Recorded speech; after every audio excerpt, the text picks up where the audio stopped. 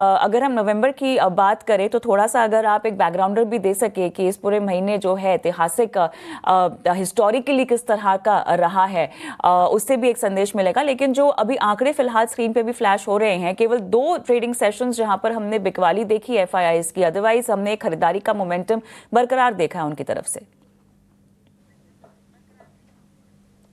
कविता, देखिए खरीदारी आ तो रही है एफआईआईज की, लेकिन मैं ये कहूंगा कि जिस फोर्स में आनी चाहिए या फिर जिस फोर्स में आने पर बाजार पसंद करेगा, ज्यादा चीयर करेगा, शायद वो अभी नहीं हो रही, क्योंकि बहुत छोटे छोटे आंकड़े आ रहे हैं। कल भी आप देखेंगे कितनी 55 करोड़ की हल्की सी बिकवाली हुई है, हल्की सी खरीदारी, हल्की सी बिकवाली। और नेट नेट अगर आप अक्टूबर के आंकड़ों को देखेंगे कविता, तो अभी भी मतलब बिकवाली का जो आंकड़ा है करीब 300 करोड़ रुपए के आसपास का है नेट नेट, एफआईआईज की तरफ से सेल का ही फिगर है। लेकिन अच्छी चीज क्या है, अब हम चूंकि बाजार चल रहा है तो मेरा मानना है कि अच्छी चीजों पर फोकस करके चलनी चाहिए। अच्छी चीज है कि एफआईआईज अपनी शॉर्ट्स कवर कर रहे हैं। हमने देखा था कि उनकी जो लॉन्ग होल्डिंग थी इंडेक्स फ्यूचर्स में, वो गिर के आगे थी 8% के आसपास, उसके भी नीचे थोड़ी सी, यानी कि 92% एफआईआईज शॉर्ट थे। अब वो जो लॉन्ग होल्डिंग है वो बढ़ के हो गई है करीब 26% के आसपास, 25.69%। ये है लॉन्ग होल्डिंग। तो ये एक संकेत अच्छा है। देखिए होगा क्या, क्रोनोलॉजी क्या होगी, होगा ये कि पहले जो अभी दिख रहा है और जो हम रीड कर पा रहे हैं कि पहले शॉर्ट कवरिंग आएगी और उसके बाद एक बार ये Q2 के नंबर्स अगर बीत जाते हैं, अब तक ठीक चल रहे हैं, Q3 मुझे लगता है कि एफआईआईज के लिए ट्रिगर का काम निश्चित तौर पर करेगा। और एफआईआईज अभी भी वेट एंड वॉच के मोड में है कि भारत और अमेरिका के बीच में ट्रेड डील को लेकर क्या होता है। अब ये बयानों में ट्रंप के और पीएम मोदी के ये गर्मजोशी दिख रही है, लेकिन क्या एक्चुअली वो ट्रेड डील में ट्रांसलेट होगी? और अगर होती भी है तो वो टैरिफ कितना होगा?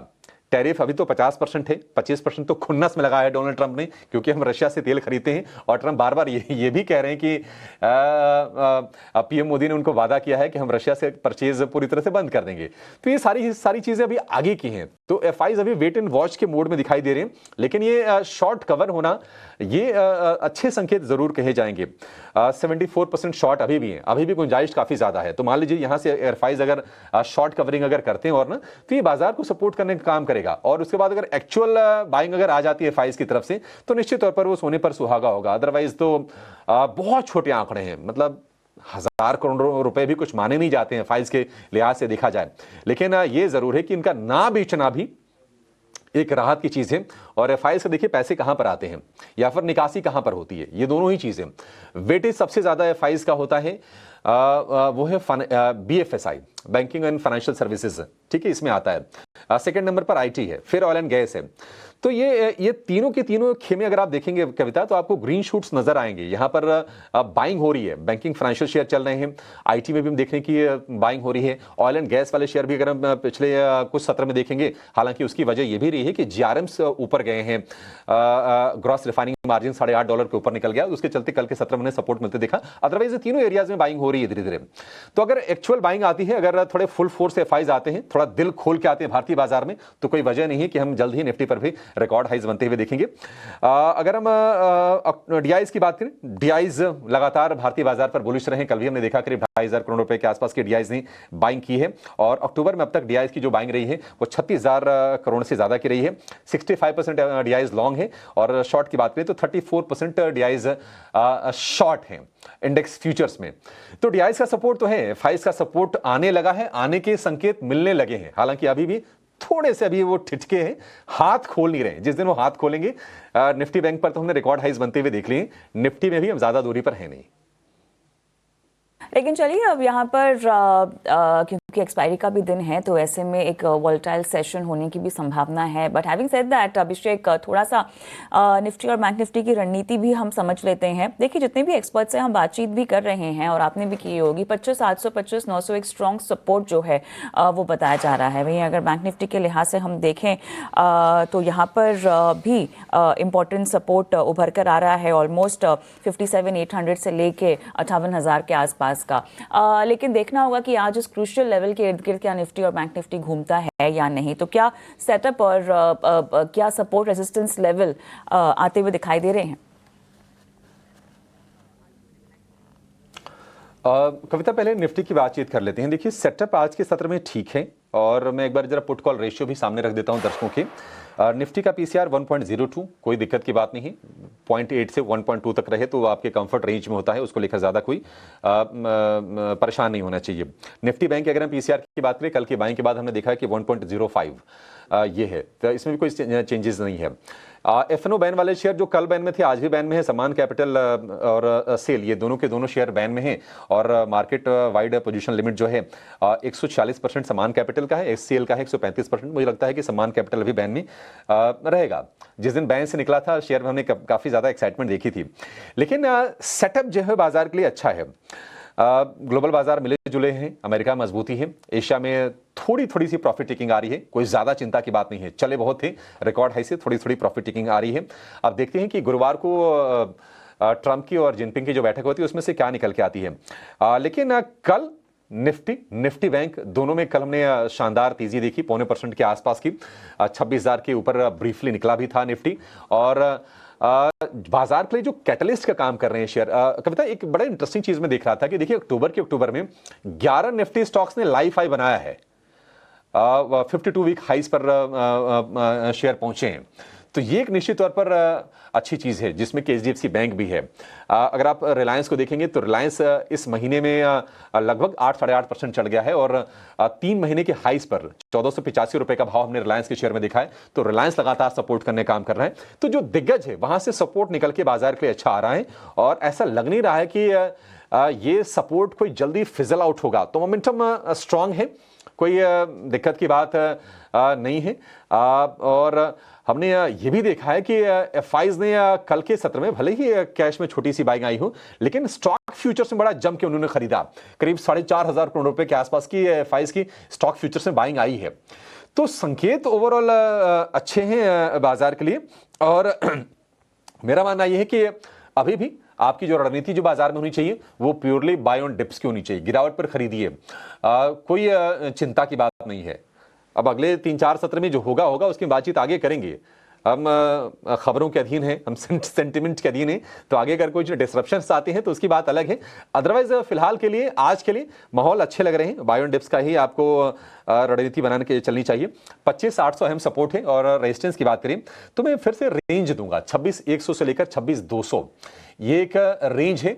इसके ऊपर अगर निकलता है निफ्टी तो आप फिर रिकॉर्ड हाइज जो कि 26,277 का है उसकी तैयारी आप कर लीजिएगा। शॉर्ट नहीं करना है, बिल्कुल शॉर्ट मत कीजिए, शॉर्ट का बाजार नहीं है क्योंकि बाजार रिट्रेस नहीं कर रहा है। एक दिन की सिर्फ प्रॉफिट टेकिंग आई है, अदरवाइज तो बाजार का मोमेंटम लगातार स्ट्रांग रहा है। पिछले अगर आप 8 सत्र में देखेंगे तो 7 सत्र में बाजार चला है, तो ये बाजार काफी मजबूत है। और अगर शॉर्ट कवरिंग हो जाती है, अगर एफआईज की तरफ से शॉर्ट्स अगर और कवर करते हैं तो मान के चलिए कि मोमेंटम बाजार में और स्ट्रांग हो जाएगा।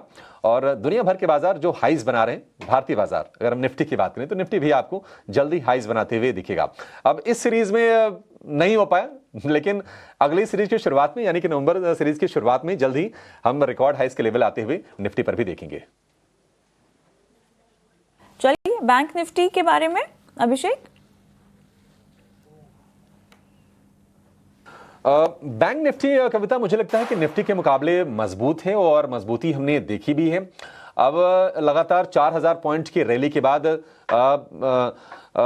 करीब ऊपरी स्तर से करीब 900 पॉइंट निफ्टी बैंक नीचे आया था, लेकिन कल हमने देखा कि 400 पॉइंट की अच्छी तेजी मजबूती दिखी। 12 में से 9 शेयर कल के सत्र में चढ़े और सरकारी बैंकों में क्या गजब का माहौल था। एचडीएफसी बैंक की बात करें, एचडीएफसी बैंक भी हमने देखा कि अपने 52 वीक का नया हाई बनाया, 1,000 रुपए के ऊपर निकल के कारोबार करा एचडीएफसी बैंक। तो मोमेंटम वहां से भी स्ट्रांग है और जो सलाह है निफ्टी बैंक में भी वो भी यही है कि आप इसमें भी बाय ऑन डिप्स ही कीजिए। और निफ्टी के मुकाबले आज के सत्र में मुझे निफ्टी बैंक थोड़ा सा स्लाइटली बेहतर दिखाई दे रहा है। हो सकता है कि आज फिर से अपने रिकॉर्ड हाइस की तरफ बाजार कदम बढ़ाए, बट ये जरूर है कि आज चूंकि एक्सपायरी का दिन है, थोड़े वोलेटाइल रहेंगे, थोड़े से चर्निंग बाजार में होती है, वो देखने को मिलता है। तो आप उस हिसाब से थोड़ा कॉशियस भी रहिएगा। बाजार में थोड़ी सी उथल पुथल वाला माहौल हो सकता है। अदरवाइज 57,800 तक कोई टेंशन की बात नहीं है। आप ये सपोर्ट लगा लीजिए, आप इसको स्टॉप लॉस लगा के बाइंग कर सकते हैं। 58,500 तक निफ्टी बैंक में कोई खास रेजिस्टेंस से दिखाई नहीं दे रहा है, तो वहां तक के लिए आप बुलिश हो सकते हैं। मेरा मानना है कि 57,500 के ऊपर अगर निकल के निफ्टी बैंक टिकता है तो फिर एक नई टेरिटरी में जाने की निफ्टी बैंक तैयारी कर लेगा।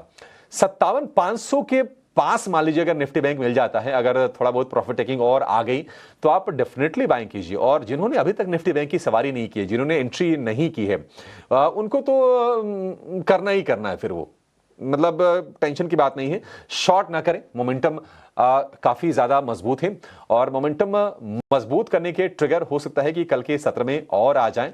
अगर यूएस फेड दरें घटा के अगर ये कह दे कि नहीं, लेबर मार्केट की हमारी स्थिति मजबूत है, इकोनॉमी में कोई चिंता की बात नहीं है, तो ये भारतीय बाजार के लिए भी ये ट्रिगर का काम निश्चित तौर पर करता हुआ दिखाई देगा।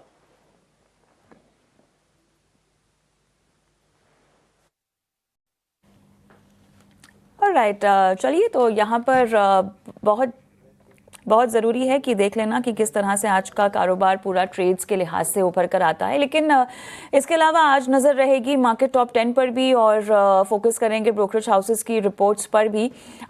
लेकिन अभिषेक, यहाँ पर ओवरऑल जो नतीजे आ रहे हैं, सेंटिमेंट काफ़ी हद तक बाजार का इसकी वजह से भी सुधर रहा है।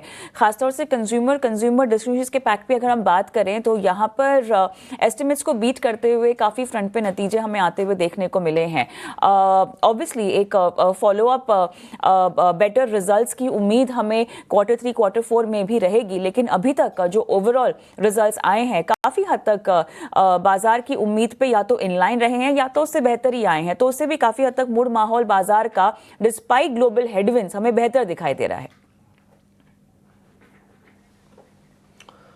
कविता, डेफिनेटली देखिए, बाजार में जो सेंटिमेंट बेहतर हुआ है ना, तो मैं ज्यादा वेटेज अर्निंग्स को ही दूंगा। देखिए, ट्रेड डील को लेकर ऑप्टिमिज्म है। मोदी के, ट्रंप के बयान आए हैं और ये संकेत मिल रहे हैं, खबरें भी आ रही हैं कि नहीं टैरिफ में कटौती होगी। लेकिन जो हाल फिलहाल हमने बाइंग देखी है वो डेफिनेटली हमने अर्निंग्स के चलते देखी है। 20 लगभग